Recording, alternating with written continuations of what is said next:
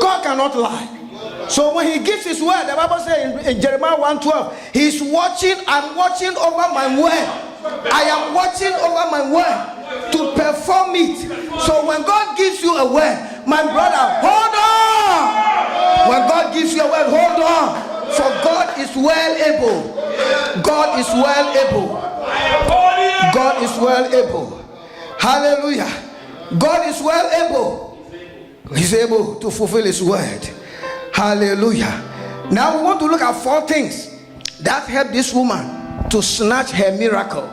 4 things from the story we read. We want to look at 4 things that helped the woman to snatch her miracle. Hallelujah. And I'm here to say the first thing is that the woman was a chosen vessel for divine visitation.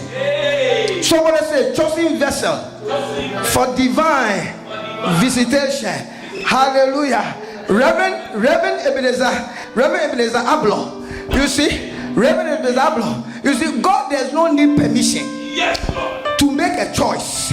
God does not need permission. God does not need parliamentary approval. God does not need royal approval. God does not need royal decree. God does not need to consult anybody before choosing you for a miracle, before choosing you for a breakthrough. Hallelujah. The Bible said the woman was chosen. No, the woman was specifically chosen. She was divinely chosen. A choice came from God. It didn't come from anybody. It didn't come from the king of Israel. It came from Jehovah God. She was chosen. And the Bible said, I am a chosen generation. I am a chosen generation. God has chosen you. God has chosen me. God has chosen us for a divine visitation. Hallelujah. Hallelujah. The woman was chosen. Somebody said she was chosen because there was somebody called the God of choice.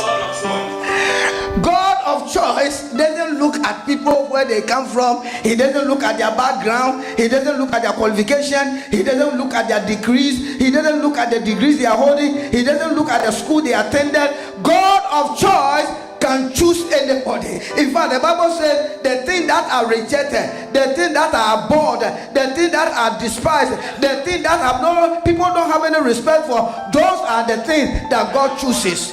If somebody is despising you, you are the candidate for God.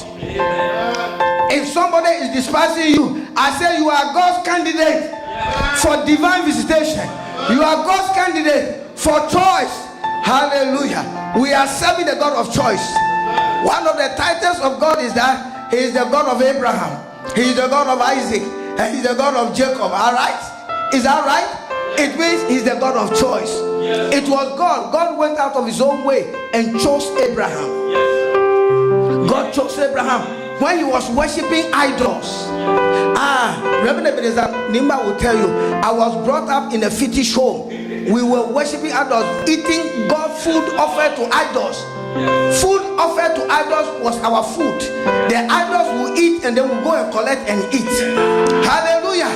But at the fullness of time, somebody say, at the fullness of time, the God of Israel, the God of Abraham, the God of Isaac, and the God of Jacob, who is the God of choice, he chose me. He chose me to be a vessel. He chose me for divine visitation. He chose me for favor. He chose me for mercy. He chose me to prove himself strong. He chose me to tell the world that he is God and that he does what he likes. The Bible says he is the sovereign God in the heavens. Psalm 115 verse 3. He says he's the sovereign Lord. He lives in heaven and he does what he pleases on earth. Yes. May God do something for you today. Yes. May God choose you out of the blues. May God choose you out of nowhere. May God choose you because you are despised. May God choose you because people are looking down upon you. May God choose you because you are a candidate for divine visitation. Let me move you. If you believe in the Lord, there's no economic crisis that can shake you. If you believe in the Lord, there's no storm of life that can shake you. There's no storm of life that can sweep you away. If you believe in the word of the Lord and you are standing on the word of the Lord, you will never be swept away by any flood. Hallelujah. Because the word of the Lord can sustain you. You see, that's the reason why the word of God is so powerful. Reverend Ebenezer Abloh, you know when Peter wanted to walk on the water, Peter wanted to make sure, because Peter has tested the Lord once. In Luke 5, he said, go. And he said, at your word. You see, I've toiled all night, but at your word, I want to go. Now, when he came to Matthew chapter 14, when he was about to walk on the water, he wanted to make sure, because he knows the word of the Lord will not fail. Hallelujah. He knows the word of the Lord will not fail. So he said, Jesus, if it is you, Jesus, bid me to come. Ask me to come, and I will stand on that word. I will never sink. Hallelujah. Tell me something. Peter said, Lord, if it is you, the Lord, say me, bid me, say come. And Jesus said, come. That come was able to hold the water, solidify the water under the feet of Peter to walk on it. Hallelujah. I said the word of God will create every situation that you need. Hallelujah. Praise the Lord. So he said what? Believe ye his prophet, and ye shall do what? Prosper. Believe the prophet. It means obey. Another translation says, obey his prophets. You see, you believe in God, you will be established. You obey what his prophets say, and prosperity will come. But make sure the man is speaking the word of God. Otherwise, they will come and dupe you and take your money away. Make sure God, he is speaking the word of the Lord. Make sure you have also heard from God. If I come and tell you, God says you should give your car to me. If they come from Africa to tell you that, tell them God has not spoken to you. Yes, Lord.